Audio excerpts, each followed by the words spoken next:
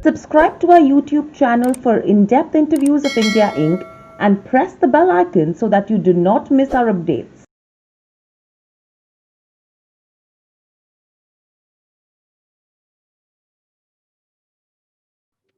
Hello and welcome to Nirmal Bank, ladies and gentlemen. I'm Hiral Daria. We have with us Teresa John, CFA research analyst, economist, institutional desk, Nirmal Bank, joining in. Teresa, welcome to the show. We are pretty much close to the budget now, and everyone's really excited about 2021 because the expectation and the bar has been raised higher, taking COVID into consideration. Clearly, number one, do you think that the budget will provide a booster dose for growth? Yeah, I mean, so overall, we are expecting a growth supportive budget because we're actually just coming out of the COVID situation, and we think fiscal policy in general has to be supportive for growth. Particularly when we look at it from the perspective that in during the strict lockdown, it is monetary policy which has largely done the heavy lifting, and now the onus is shifting to fiscal policy, particularly as the tax collections are also picking up at this point in time. So overall, we do expect the government spending to be supportive of growth going into FY22. Right. So, taking the growth into consideration, what will be the main focus areas of the government according to you? So for this year, I mean, a lot of the schemes have been intended at the bottom of the pyramid, and have been aimed at sustenance. At the same time, rural spending has, gone up mainly on the NREGA schemes and various other rural schemes, and it's the rural areas and the agricultural sector to some extent that has supported the economy in the midst of the lockdown. So, I mean, the agricultural sector is the only one that has actually shown Hmm. growth in the last two quarters. So we expect the thrust on the rural spending to stay. We are expecting the allocation to NREGA to remain at around the revised estimate for FY21 at around 1 lakh crores. So the rural spending theme overall we think is here to stay. And but now that we've also seen the farm protest, I expect that there will be some announcement in support of the minimum support prices. I think that would be politically important as well. Hmm. The second sector that has been badly affected by by COVID is the MSME sector, because the large enterprises have bounced back quite quickly. I mean, for one, they had financial buffers. Secondly, they've been able to gain market share at the MSMEs, and also they've also benefited from the liquidity schemes like the LTROs announced by the RBI. The MSMEs also have got some benefits in the recent Atmanirbhar scheme. So we have the emergency credit line guarantee scheme uh, Hmm. to support the MSMEs. But I think this sector is not entirely out of the woods. So I would expect some maybe extended guarantees or additional help with restructuring of and basically measures to support the liquidity for the MSMEs. So those will be two key areas to watch out for. Apart from that, infrastructure spending from the government, I think that would be a third area. Mainly because the private sector capex we do not expect it to pick up in a major way even in FY22, and so the government focus on the national infrastructure pipeline. I think there would be a huge thrust on that. There would be possibility of even a announcement of a developmental financial institution to support the infrastructure sector. So those would be, and apart from that, maybe health. They would definitely be focused on the healthcare, and a part of the allocation would go even to the vaccination program. Right.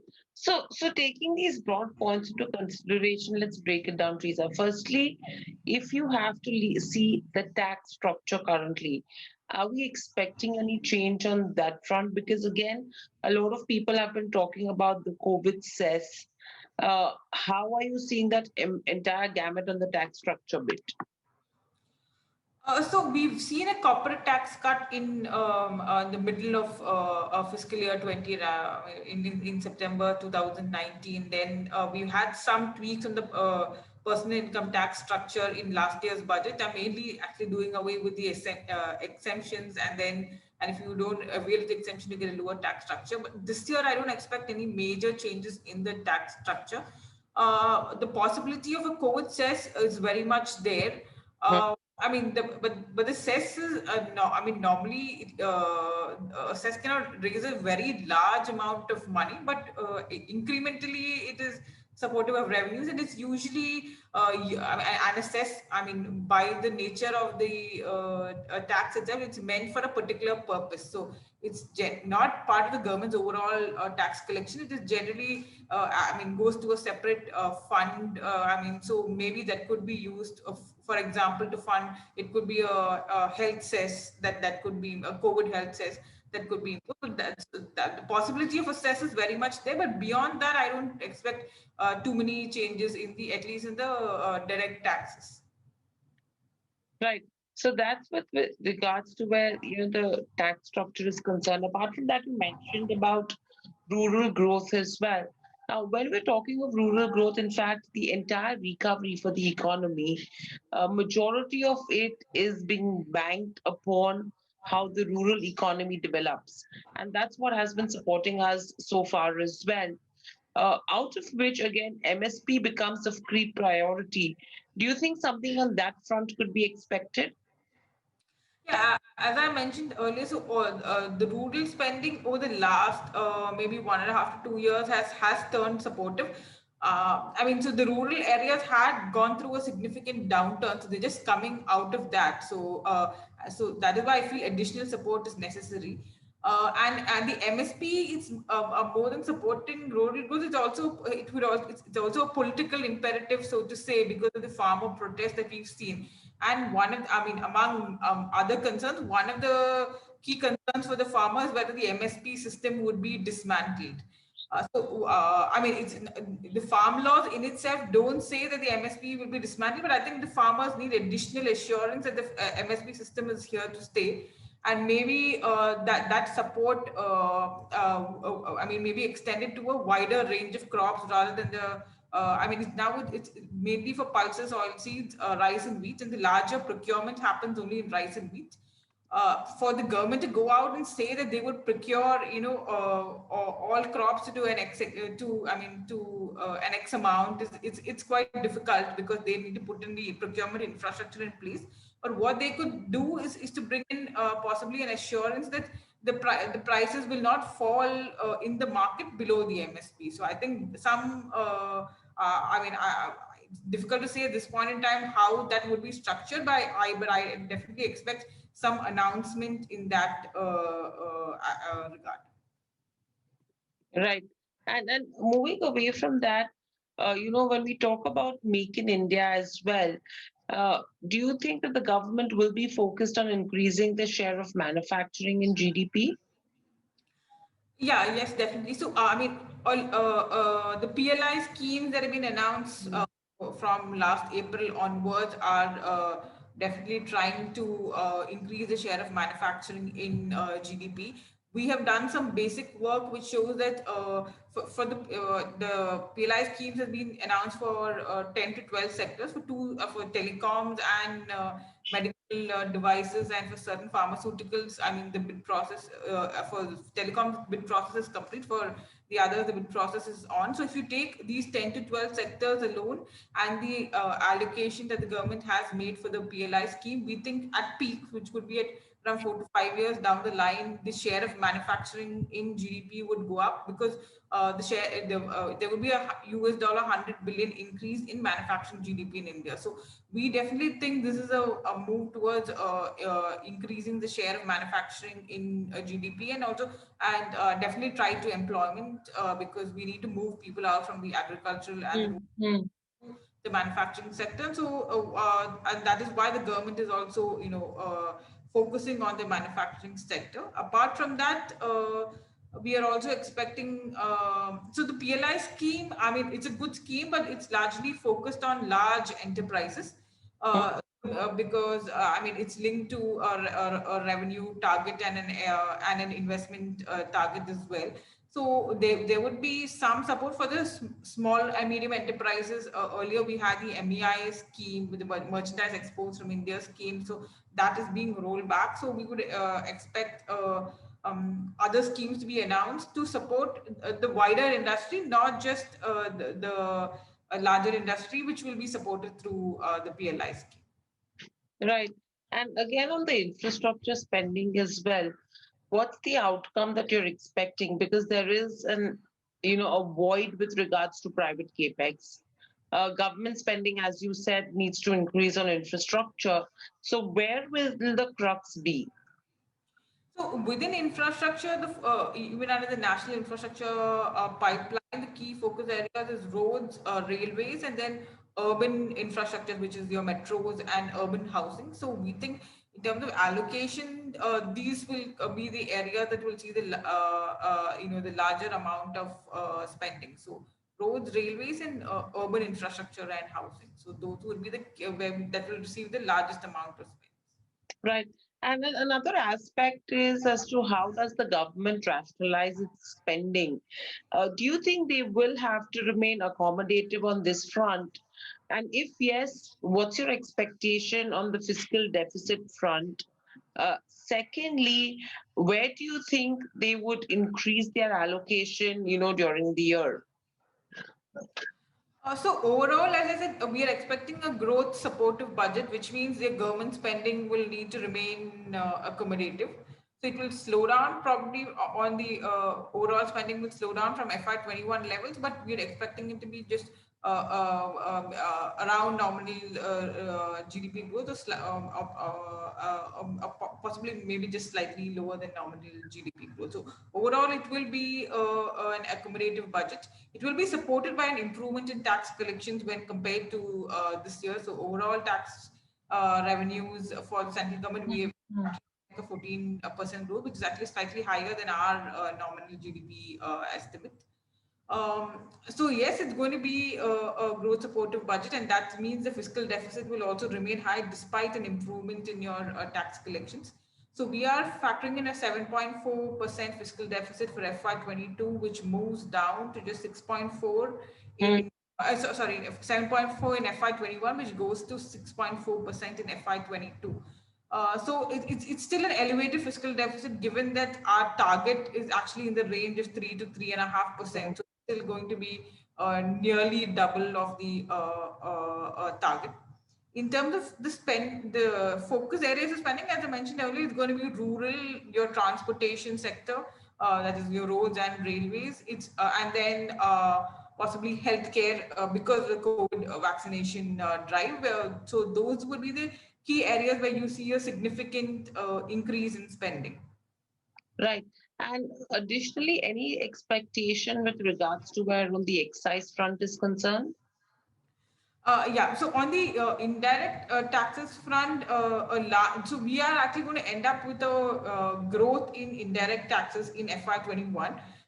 That is, so if I break up indirect taxes, you have GST, and then you have like your services taxes, which is which is now very limited to a few areas, and then you have your excise duties and a customs collection. So because the government has been hiked the excise duties on petrol and diesel to make up for the losses in taxes elsewhere.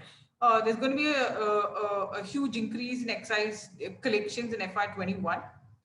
In FY22, because the crude oil prices have gone up, I do not think that the government will be able to sustain excise duties at this level.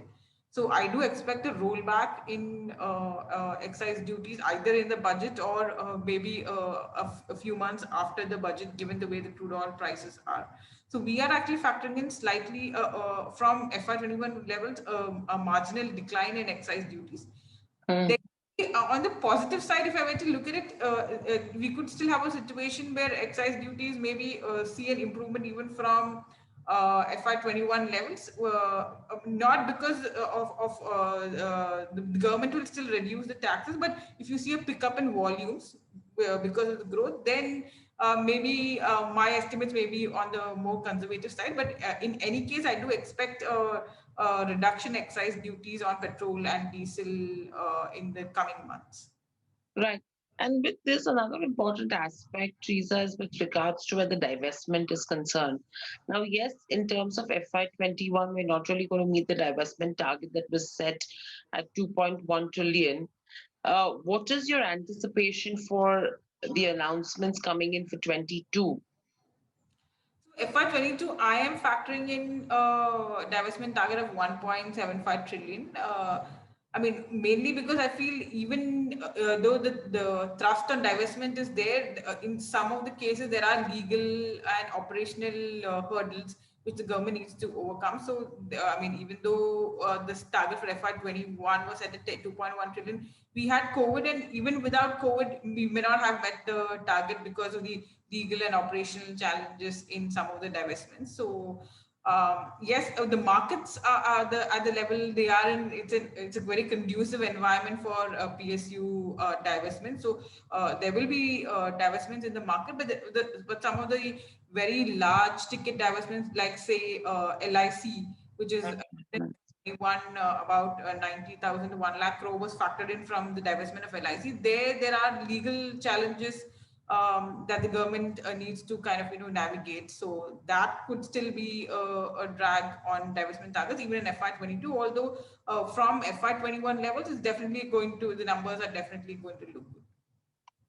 Right. And then overall as well, another aspect is with regards to where the RBI dividend is concerned. Now, it has been lower than what we had budgeted in FY21. However, do you think that there could be an interim dividend to fund FY21 deficit? That's number one. And are you expecting an improvement in the next financial year?